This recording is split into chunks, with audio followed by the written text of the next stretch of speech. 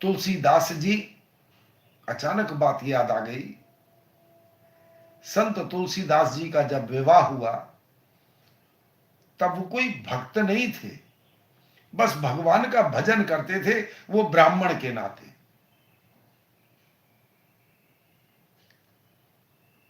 विवाह होने के उपरांत, क्योंकि मां पिता कोई भी नहीं उनका था, जिसने पाला वो भी बेचारी चली गई, तो पत्नी में उनकी बड़ी आसक्ति हो गई।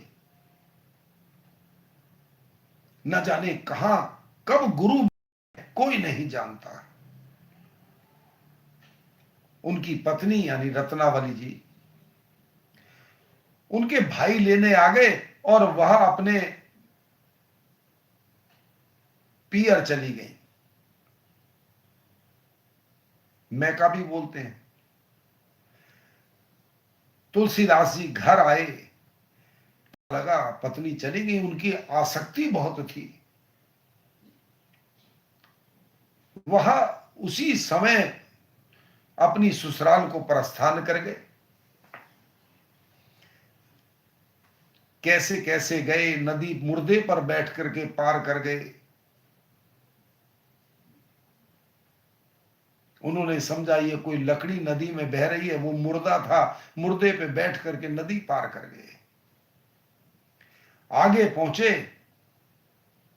तो घर पर जो ससुराल थी उसके घर पर ऊपर से एक सांप लटका हुआ था। उन्होंने सोचा रस्सा लटका हुआ है, वह बिल्कुल पत्नी के घर पे था। यह भगवान की लीला थी।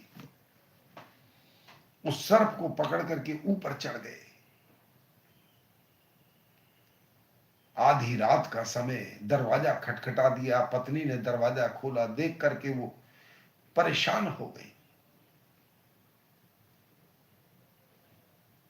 और उनकी पत्नी के अंदर वह गुरु प्रकट हो गया।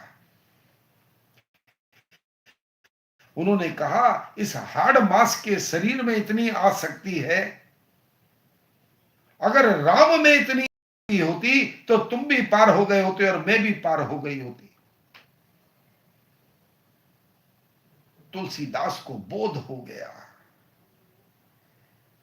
और वह उसी समय वापस लौट आए और उसके उपरांत उन्होंने भगवान की भक्ति शुरू की। उसका परिणाम आज जन जन में रामचरितमानस बांची जाती है, सुनी जाती